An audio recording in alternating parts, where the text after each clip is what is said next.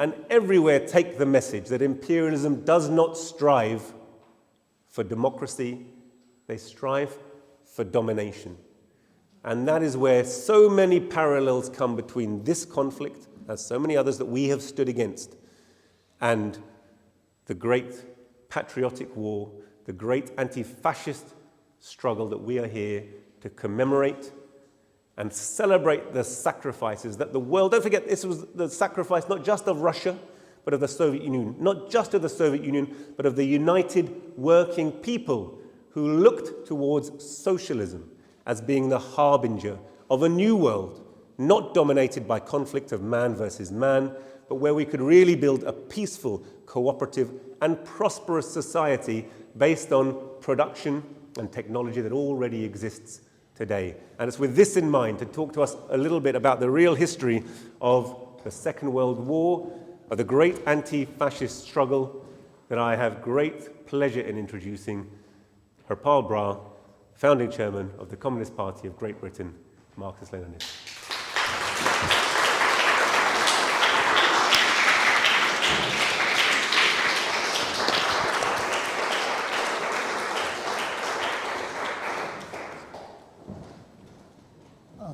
Thank you, Comrade Chairperson.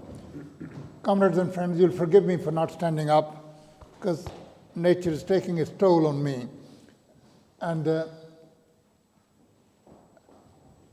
it's a pleasure to be here, that we are celebrating the victory of the people of the world, particularly of the people of the Soviet Union and the people of China, who gave so much to make sure that would be freed from Nazism and Japanese fascism. Now, Comrade Chairperson has given you a memorable quotation from George Galloway about how speaking the truth itself becomes revolutionary. You don't have to be revolutionary. You don't have to call yourself a communist. The very fact that you will speak the truth marks you out as the worst enemy of imperialism. This reminds me, and this is really what I want to start my contribution with, of a very well-known, perhaps not so well-known, quotation by Engels. It comes from his unfinished History of Ireland. He says, the bourgeoisie turns everything into a commodity, hence also the writing of history. It is part of its being, of its condition of existence, to falsify all goods. It falsified the writing of history. And the best paid historiography is the one that is best falsified in the interest of the bourgeoisie. Does it strike a bell? If you want to actually become a famous writer and who makes money, or makes a living, and a good living out of writing, then make sure that you falsify whatever you write in the interest of the ruling class.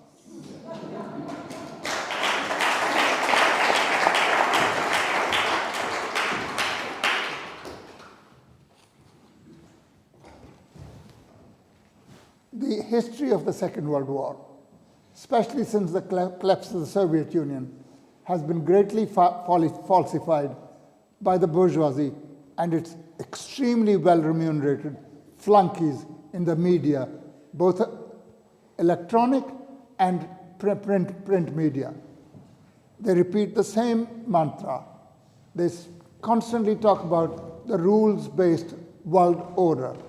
They talk about human rights, freedom of speech, etc. They don't give a damn about any of these things in real life.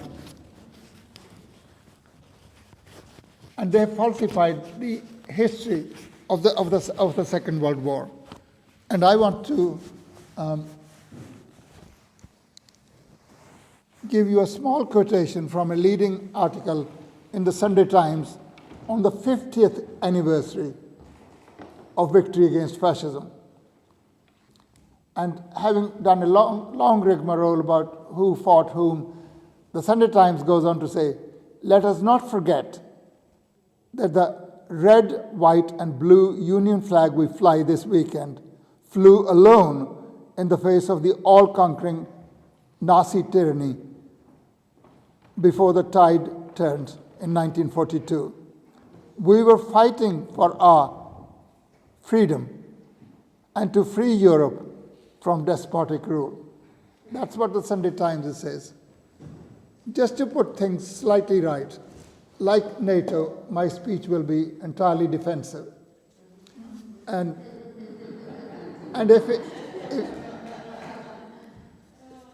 if some of the observations I make annoy some of you, I apologize in advance.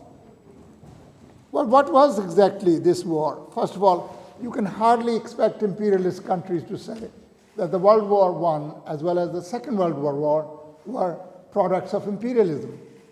They arose from the existence of the imperialist states, where uneven development of capitalism makes periodical redivisions of the world almost a necessity. Those that at one time, at the time of the last division, lagged behind but have spurted ahead in their development, they say this system is not fair. We're not getting our fair share. They've got more slaves, although they're industrially weaker than us. We want our fair share, and that's where it starts. The difference between the First and Second World War was this, that by the time the Second World War took place, a new power and a new element had come in world politics. That is, the First World War, which had been fought for redivision of the colonies, markets, avenues of investment, and the rest of that goes with it, was a disaster for imperialism because it ushered in the great Soviet Union.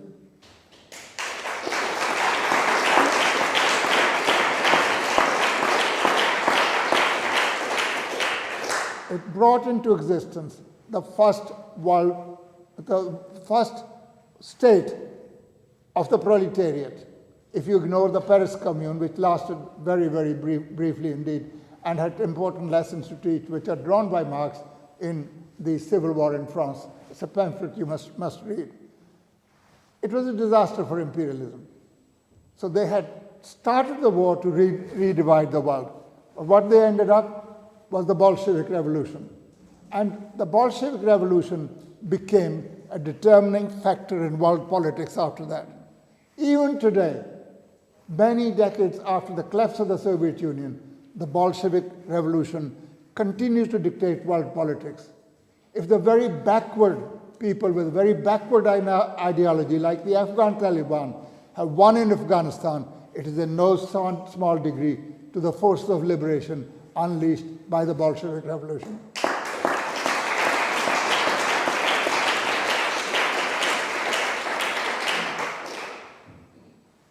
What was the Soviet position in regard to war?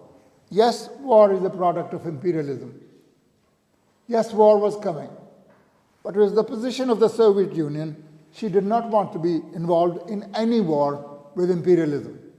They wanted peace. They wanted peace to develop their economy. And they were doing fantastically well when the imperialist world was in the grip of a deep economic crisis that started at the end of 28, beginning of 1929, and was not to disappear until many years after the Second World War. They didn't want any war. But of course, it wasn't up to the Soviet Union alone to make sure that there would be no war. So if the war came about, Soviet Union did not want to be fighting on its own. Left alone against the combined forces of all the imperialist countries, fascist as well as non-fascist, fascist as well as what was those days described as the democratic imperialist powers. Fascism is not something that drops from the sky. It's a product of imperialism.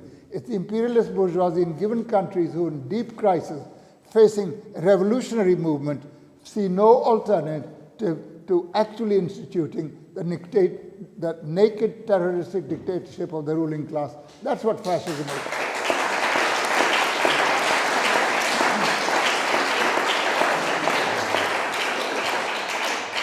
Fascism is not German. It is fascism of the imperialist bourgeoisie in a given country in deep crisis. If there was no fascism of the German type in Britain or United States, it is because the position of the ruling class in these two countries was never threatened to the extent it was in Germany or Italy or anywhere else. That's the reason for it. To actually say that to be a fascist, you've got to have a Hitler mustache, right? To actually be a fascist, that you cannot be one of the things that recently been prosecuted, how can Ukraine be fascist? It's got a Jewish president. Well, first of all, people's religion has absolutely no value to me. He could be Muslim, he could be Christian, he could be Jewish. What you judge a person by, or a government by, or a ruling class by, is the policy that it is pursuing.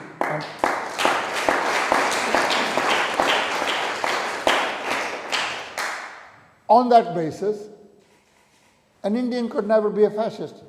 I put it to you, an Indian can be a fascist. I know some of them personally.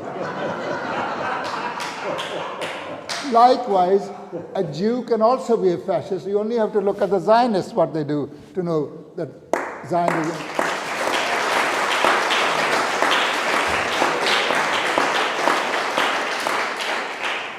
It is to the shame of humanity and to the shame of the Jewish people that actually there is a Zionist movement which speaks in their name but actually acts as the military wing of imperialism in the Middle East and acts in a totally fascistic way towards Palestinian people.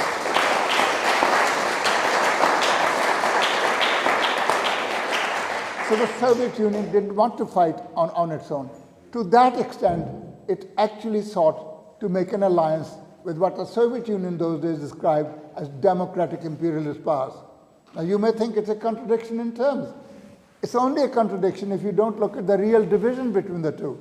The fascist powers were out to redivide the world, and this could only happen at the expense of the so-called democratic imperialist powers. There were real contradictions between the two camps, and Soviet Union sought to exploit it. To that extent, it sought collective security arrangements with the democratic imperialist powers. It tried for years to have an alliance with them to actually prevent Germany from committing aggression. Imperialist powers would not pay ball. And in fact, they went on, Britain, France, entered into the Munich Pact, where there were 4 powers present: Britain, France, Italy, and Germany. Soviet Union wasn't even informed that this meeting was taking place. Suddenly you have Neville Chamberlain come back and waves a piece of paper and says, "Peace in our time." Now history is being rewritten, as Engels had said. It's being falsified in the interest of the bourgeoisie. When Chamberlain came to the House of Commons with that piece of paper, "Peace in our times," there was a standing ovation for several minutes, which was completely unanimous. There was nobody who dissented from Chamberlain at the time. Of course, later on, he's been decried. Chamberlain was an appeaser. What is this appeasement? It's a wrong description. It's not an appeasement. It was a little price paid by European imperialism to Hitler. You can have a few districts of Czechoslovakia, but please march your armies in the direction of Soviet Union. That is the real enemy.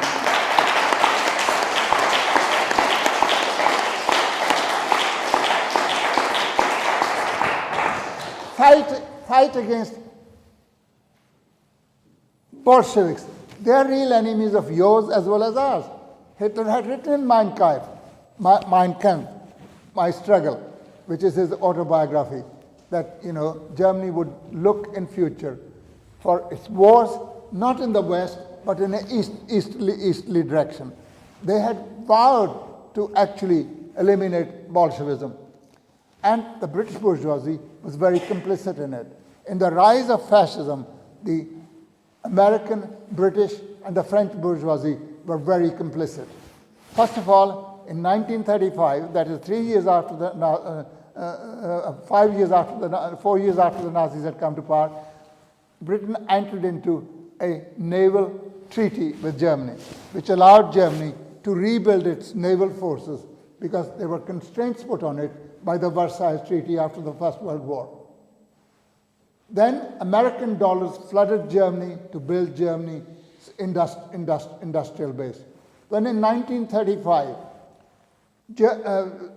German forces reoccupied Ruhr, which they were not allowed under the Versailles Treaty, neither France nor Britain raised a finger. And they were powerful enough to actually eject the German army from Ruhr Valley if they wanted to. That is what they did. In 1937, the foreign minister of Britain, at that time was Lord Halifax, I think believes still, he went to Hitler and said, "We are very pleased that you've destroyed communism in your country. And we look to the service of Germany in preventing the spread of communism westwards. And Germany is entitled for her services to be rewarded." That is what was taking place in 1937. And what Chamberlain was carrying on was a continuation of that policy. And you must never forget, war is not a question, as has already been pointed out, some speakers, our chairman has pointed out, who attacked whom first. That's not the important point. Who fired the first shot is irrelevant. The question is, war is a continuation of policy, and what was the policy of British imperialism at that particular time? If British imperialism was fighting on its own, it was actually paying for the sins that it had committed in trying to encourage Nazism in the direction of invading the Soviet Union. It had refused to enter into a collective security agreement. When they signed the Munich Agreement, even then for months, remember it was signed 11 whole months before the Soviet-German Non-Aggression Pact was signed in the month of August 1939. Soviet Union still continued with it. Britain, which had, at the nod of Hitler, sent ministers to go and meet Hitler, had sent its prime minister to go in and pay obeisance to Hitler. When they wanted to negotiate with the Soviet Union, they sent a retired third-class general with a four-barreled name. I can't remember. There are so many barrels in his name, so many hyphens in that.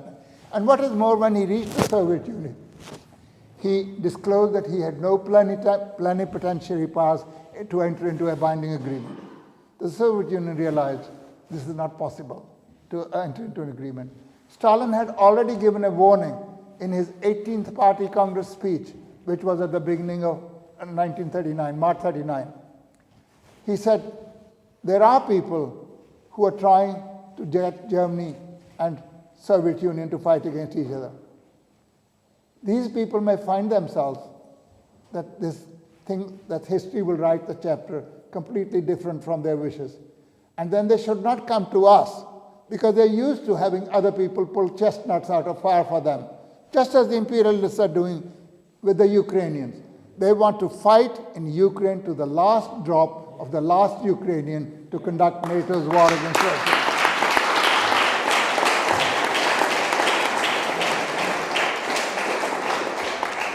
So having tried its best to enter into a collective security agreement with the so-called democratic imperialist powers, the Soviet Union in the end was obliged to turn in a different direction to protect her own interests.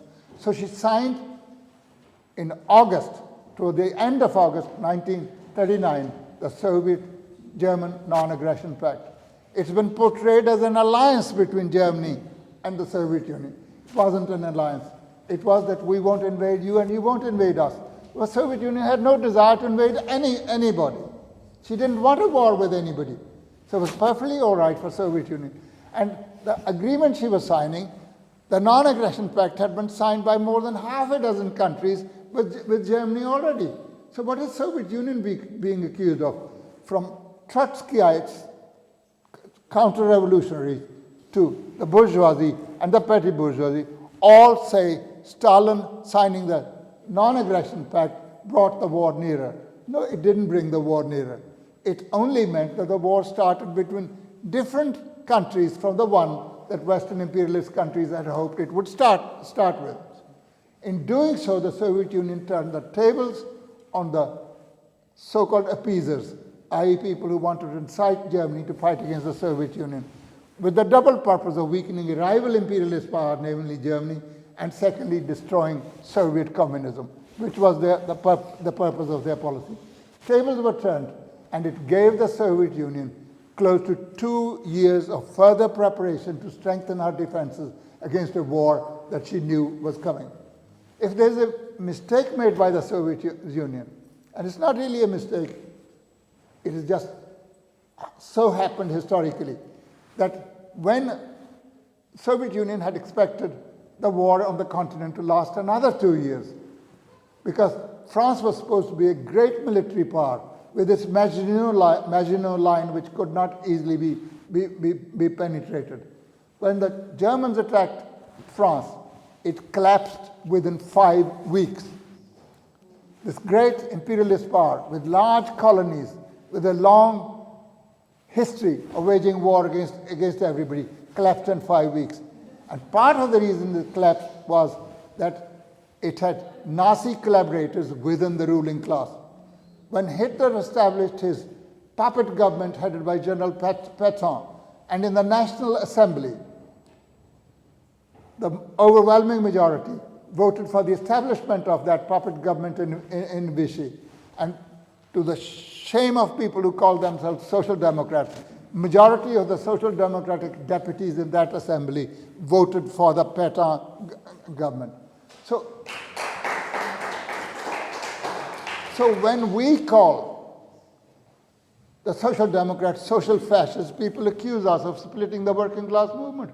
No, comrades, we're not splitting the working class movement. These are the murderers of revolutionaries such as Rosa Luxemburg and Karl Liebknecht.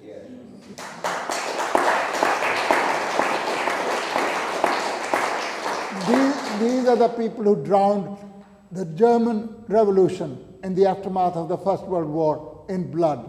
These are the people who actually wanted to be a loyal opposition to Hitler, didn't want to fight against it, didn't want to collaborate with the communists even after the Hitlerites had come to power. But the Hitlerites paid no respect to them. They said, you may profess loyalty to Herr Hitler, but you belong in the jail. They were thrown in the dungeons all the same. And even during the war, the Social Democrats in Germany continued to say that it would be a disaster. It would be a disaster if either Germany or the Soviet Union won the war. The war had to be won by Anglo-American democracy. That was their position. That was the position of the Social Democrats. And on that, I'm afraid, was the position of Churchill as well. Churchill has been portrayed as a great fighter against fascism.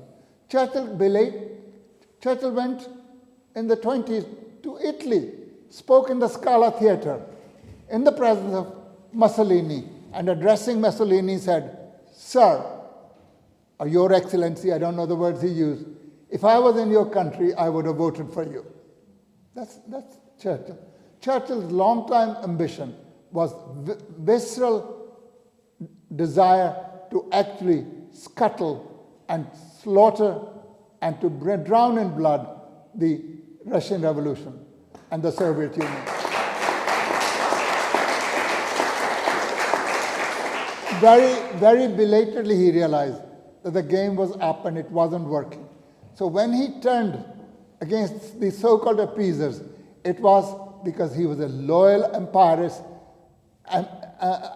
person. He did not want this greatest of empires to be lost to the Germans. And he therefore turned against Germany and wanted to fight against Germany. But that was to defend its colonies and its empire and its avenues for investment. It was not the fight against fascism. After the Battle of Moscow, when it became clear that the Soviet Union was a hard nut to crack, and on the eve of the Battle of Stalingrad, Churchill wrote a secret memorandum to his cabinet in which he said, it would be a total disaster if Russian barbarism was to prevail over the ancient civilization and states of Western Europe. That is on the eve of the Battle of Stalingrad, where the Soviet Union was fighting for its life and death, if you like. Every imperialist, because they believed their own propaganda, believed that the Soviet Union would not survive 6 weeks. It could not survive against the mightiest military machine the world had seen up to then, namely the German war machine. Well, 6 weeks became 6 months. 6 became 4 years. And the Soviet Union drove the Nazis out of Soviet territory. And after the Battle of Moscow, a German soldier had written graffiti on the walls of a village just 30 kilometers from Moscow, "I'm off to Berlin." And a Soviet soldier from the Red Army comes a few days later and puts a rejoinder, "See you in Berlin."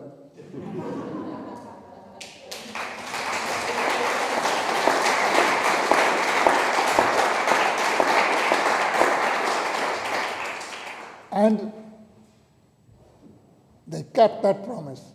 They went to Berlin, and as George has mentioned, the most iconic picture of the end of the Second World War are the two Soviet soldiers, one at the plinth and the other one on top of the Reichstag building,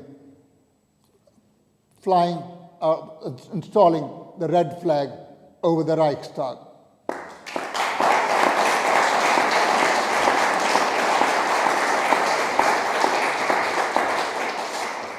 Soviet Union lost 27 million people, 10 million who were in the army. 3 million of them were the best elements in the Soviet Union, i.e. the members of the Communist Party of the Soviet Union. And Soviet people behind the front lines, and they were actually supplying the Soviet army with everything. The Soviet people, notwithstanding a few scum like the Banderais, fought as united against the forces of aggression, forces that were trying to destroy the first working class state, the motherland of the international proletariat.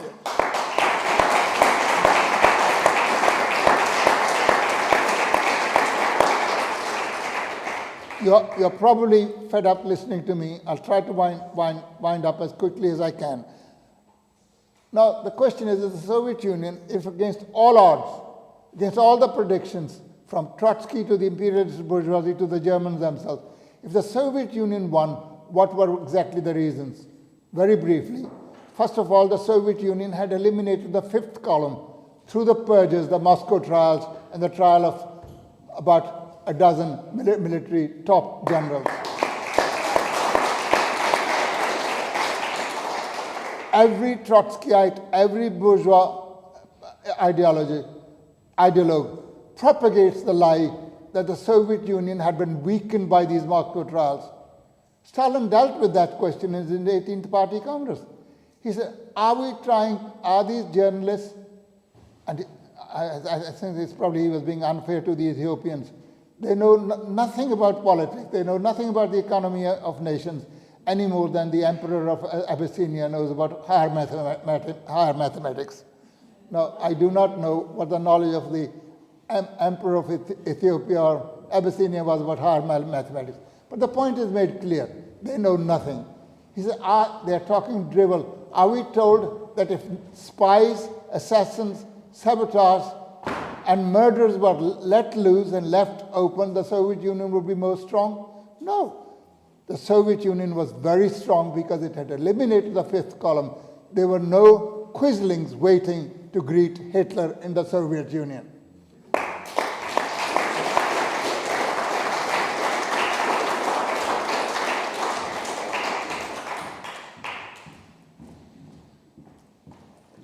The second reason for the victory of the Soviet Union was socialism.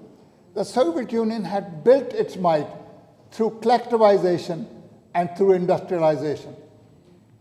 Every bourgeois will tell you that Soviet agriculture was destroyed. But there are some honest bourgeois scholars, even if their credentials were that of a Trotskyite nature, like Isaac Deutscher, You should read his biography of Stalin. He never misses an opportunity of saying what a dreadful dictator he was. But when you finish reading, Stalin comes out larger than life. And I like his biography precisely because he's a Trotskyist, he's anti-Stalin, but besides his affiliation, in spite of his affiliations, he nevertheless is able to portray Stalin as he was, a truly giant figure of world politics. And the Soviet Union, through its industrialization and collectivization, was able to build its strength. There were people, and this industrialization had to be done not only in the teeth of opposition from imperialist bourgeoisie, but also in the teeth of opposition within the Soviet Union, in the Bolshevik Party, the Bukharinites and Trotskyites. At the time, there were people in the Soviet Union who were saying the tempo of industrialization must be slowed because it's taking a heavy toll on the Soviet people. Stalin, speaking to a conference of business executives of Soviet industry in 1931, said, "Comrades, far from being slowed, the tempo must be increased. Those who lose the tempo get beaten. We do not want to be beaten." He said, the story of old Russia was she was always beaten by the Mongol Khans, by the Turkish base, by the Lithuanian and Polish gentry, and by the European capitalists. She was beaten for her backwardness. It was easy to beat her, and because she was rich in resources, it was good for plunder. We can beat her. That was the story. But we have got a motherland now, motherland of the working class. We do not want to be beaten. And he then went to say, these are prophetic words. We are 50 or 100 years behind advanced countries. We either make that difference within 10 years or they crush us. And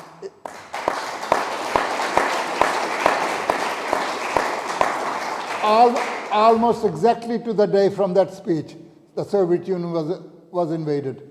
And everybody admits, from Deutscher to Ian Gray to everybody who looks at history objectively, that had it not been for collectivization and industrialization, there's no way the Soviet Union could have emerged from that war victorious.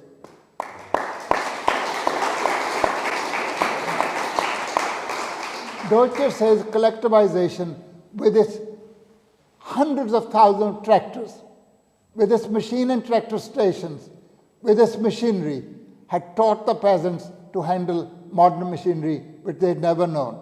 During the First World War, the Russian peasantry, which was in the army, was extremely backward.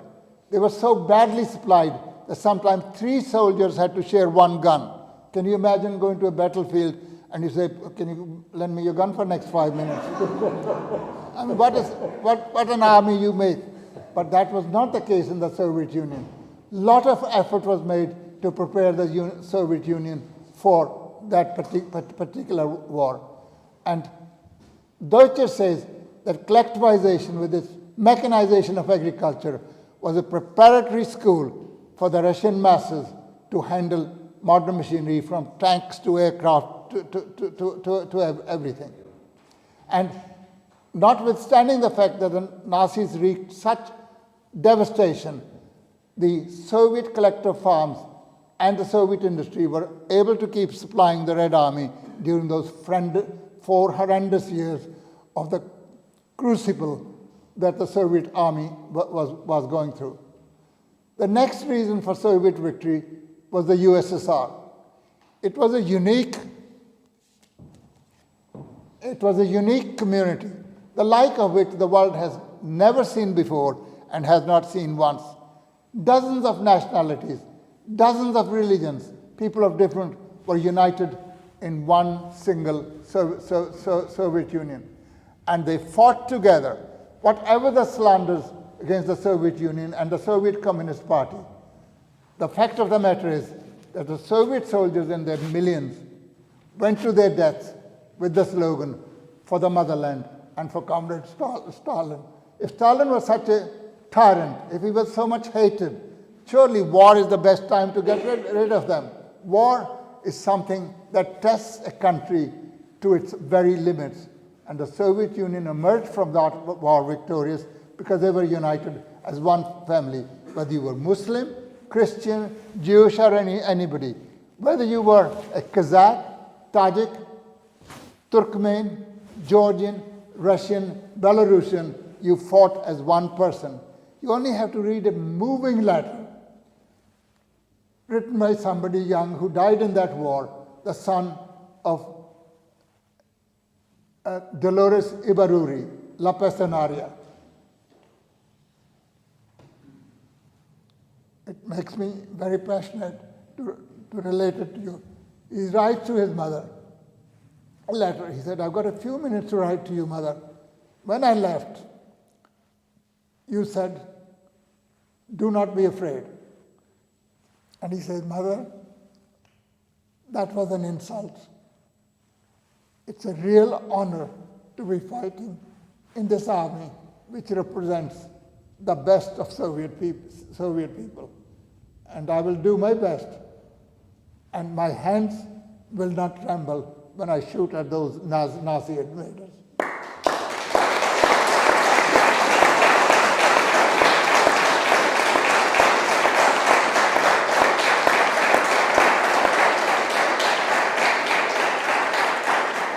Another factor was the Communist Party of the Soviet Union. The Communist Party of the Soviet Union wasn't born yesterday. It was brought into existence by the great Lenin, who had fought for 20 whole years to fight against all kinds of opportunism within his own party and within the international communist movement.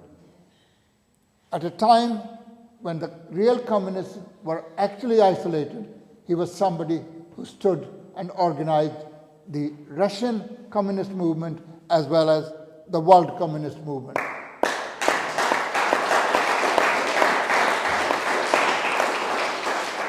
So it was that tradition which after Lenin's death was carried on under the leadership of Stalin, and the Soviet Communist Party actually was a highly respected party.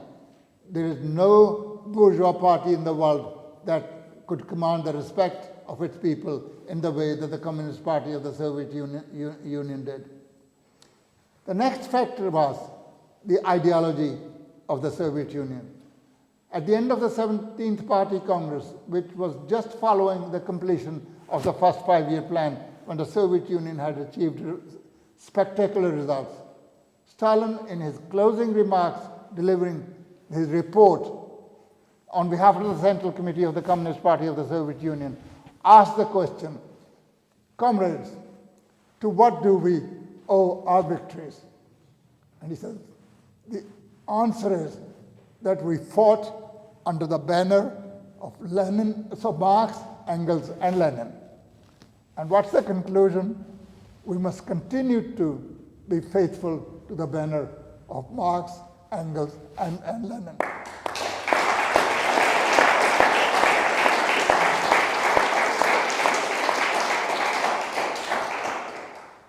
I know you got a note for me, I'm about to finish. Okay, and the very final point is the leadership of Stalin. At least during the war, it was admitted even by the leaders of the leading imperialist powers, America and Britain, that nobody could actually lead the Soviet people the way Joseph Stalin could. It wasn't for nothing from Roosevelt to Churchill called him Uncle Joe. British workers who were sending aid to the Soviet Union producing tanks, they will produce a tank and write on it another one for Uncle Joe. Now I accept the fact that British people fought against Nazism. I have no problem with that the British people fought against Nazism. I wish I could say the same about the British ruling class. I cannot, while being at the same time truthful to history and to what actually happened. As Lenin used to say, the proletariat needs the truth and not plausible lies. And we in my party say unpleasant things. People which go against the common prejudice. The common prejudice is entertained because of the imperialist, all-pervading media, and because the average idiot does not bother to look into facts. I'm sorry, but that's the truth. I'm not against ordinary people. I'm not saying every ordinary person is an idiot. But the opinion makers among them do not bother to actually find the truth. You find a person, and he says, Stalin was a murderer, tyrant. I said, what do you know about Stalin, sir? And on closer inquiry, you ask a couple of questions, they do nothing. So their general opinion is like that of a bourgeois reviewer of books who said that I never read a book that I review in case it affects my judgment. They do not allow facts to come in the way of their narrative. Facts are inconvenient, but all the same, mother reality is very sobering. In the end, it will dawn upon people what it is. 20 years after the Iraq War, everybody is saying it was the wrong war, it was the unjust war. But we who were saying at that time were portrayed as lunatics. George Galloway has told you, well, I'm not famous, nobody bothers me. If I'm in the street, nobody recognizes me, so nobody bothers to attack me. But if you are, and I'm pleased about that, I don't want to be, I don't particularly wish to be attacked. I mean, my idea of a revolutionary is not somebody who wants to die tomorrow. My idea is to live and kill my enemies. You know, that's what we. Of course, revolution demands sacrifices. A lot of us gets killed, and it's an honor to get killed in that kind of fight. But I cannot go along with people who say the British bourgeoisie were fighting against fascism, and no sooner as the war is ending, Churchill is planning a war against the Soviet Union, and he's murdered the Greek Revolution. There are Greeks sitting in this meeting. They'll tell you, you don't have to believe my word, they'll tell you the benefits of Churchill's anti-fascism. They actually brought to power in Greece the very people who were fascists, and they murdered those who had fought against fascism in the partisan war.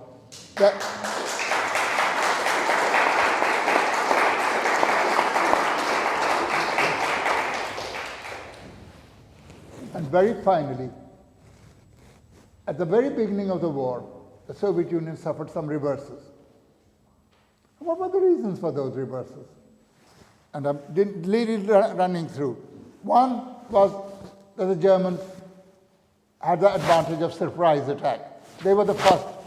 Now, it's not that the Soviet Union wasn't expecting to fight Germany, but the date of the attack can still be a surprise. Of course, there were Germans coming closer, military coming closer to the Soviet border. And many people wanted the Soviet Union to attack Germany. Soviet Union did not, because there was such a lot of disinformation going on. It had been the endeavor of American, British, and German imperialism. American, French, and British imperialism that Soviet Union and Germany should fight. And Stalin held back from that in case it was a disinformation. It probably wasn't a disinformation, but then everybody can be wiser after the event. But nevertheless, nobody should believe that the German army simply walked into the Soviet Union. In the first 3 months, the Germans lost 700,000 soldiers dead and 300,000 captured. Read General Zhukov's book, The Best of Zhukov's Battles, edited by Harrison E. Salisbury. He'll tell you the whole story. 120 German divisions were knocked out in the first 3 months of the war. And the Soviet Union went on to fight the Battle of Stalingrad, and these battles of Leningrad, Stalingrad, Kursk, Leningrad, and Berlin are an eloquent testimony to the fighting capacity of the Red Army and of the Soviet people. And forever, they shall continue to inspire anti-fascist and anti-imperialist people all around the world, and we shall forever be indebted to them. The, sec-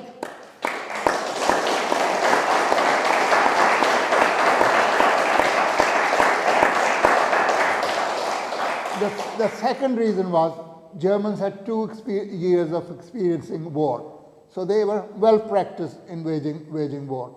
And in the process, they'd gathered not only their own army divisions, but also the people they'd subjugated, or who were their allies, because the ideology of the ruling classes of Romania and Bulgaria, etc., was totally fascistic anyway. So when they took their armies to the Eastern Front, they had not only 176 of their own German divisions, but also of their allies. So there were 240 divisions pitted on the Eastern Front throughout the war against the Soviet Union. That's what the Soviet Union were having to do. And the third reason was the refusal of the Western countries to open the Second Front. Molotov had come to London at the beginning of 1942, entered into an agreement with Churchill and the representative of Roosevelt, Averell Harriman, in London, that they will open a second front towards the end of 42. And when Averell Harriman and Churchill went to Moscow in 42, both of them went back on that promise and reneged on it. They kept on delaying the second front for the sole purpose to make sure the Soviet Union was beaten, or at least so severely weakened that it wouldn't be a force in world politics at all.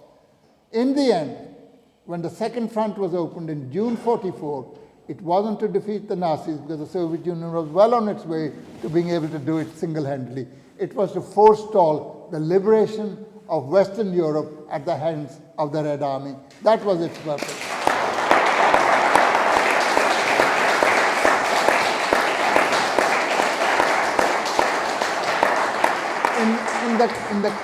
In the closing days of the war, a meeting took place, literally a month or 5 weeks before the end of the war, in the beautiful Baltic town of Lubeck. You must visit it if you get a time. And at that meeting, SS Chief Himmler was present, and came the representative of the so-called neutral country, Sweden, Bernadotte Falk, Count Bernadotte Falk. And Himmler signed an agreement of surrender to the American and the British forces, provided that they would march hand in hand with Germany and turn against the Soviet Union. That was their plan. But of course, Soviet victories came so swiftly that plan could not be carried out. And then after that, the race was as to who shall be reaching Berlin first. And that's where the armies meet. Hence, the division of Germany, eastern part, which later on became the GDR, and the western part, and Berlin in the middle of GDR, divided into 4 occupation zones. The French got the occupation zone because they were an imperialist power.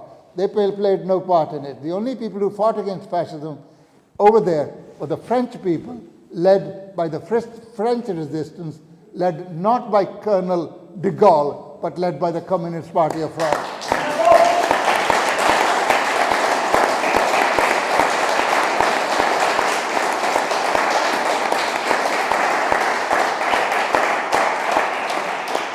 In that fight, 70,000 partisan fighters, mainly belonging to the Communist Party, lost their lives. And we pay tribute to the French resistance at this meeting.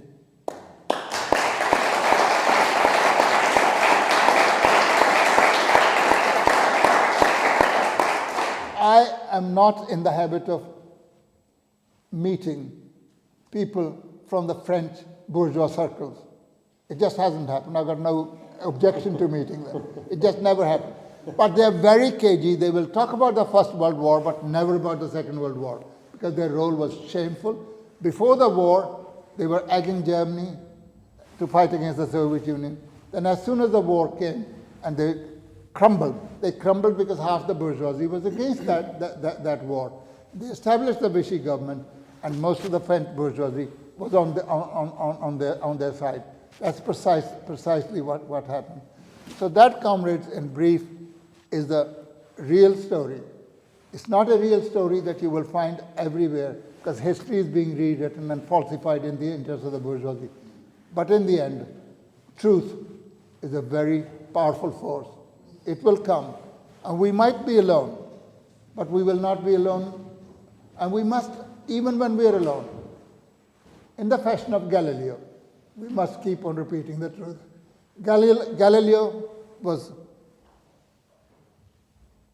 put in very difficult positions by His Holiness the Pope. On what? Because unlike other people, unlike what the Bible said that the sun revolves around the earth.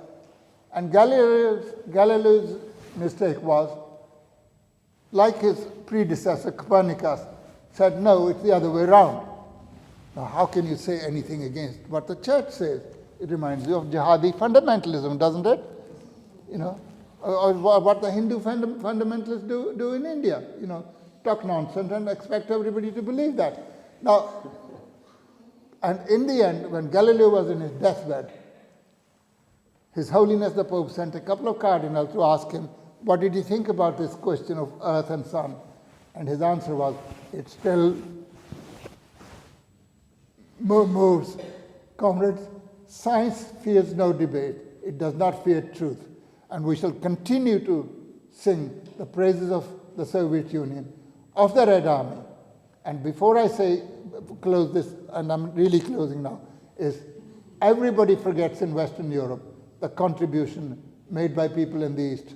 Our chairman has reminded us, George Galloway has reminded us.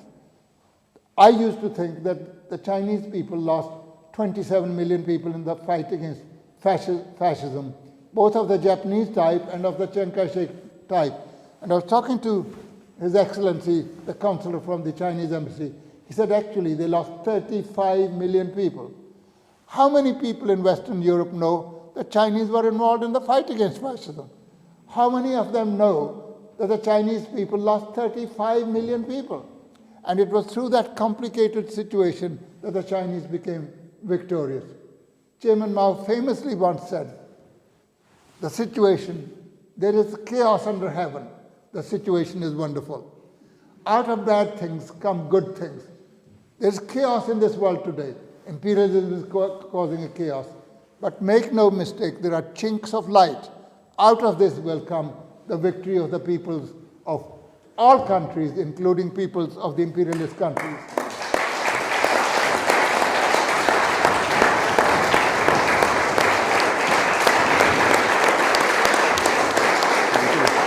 Just a couple of more sentences.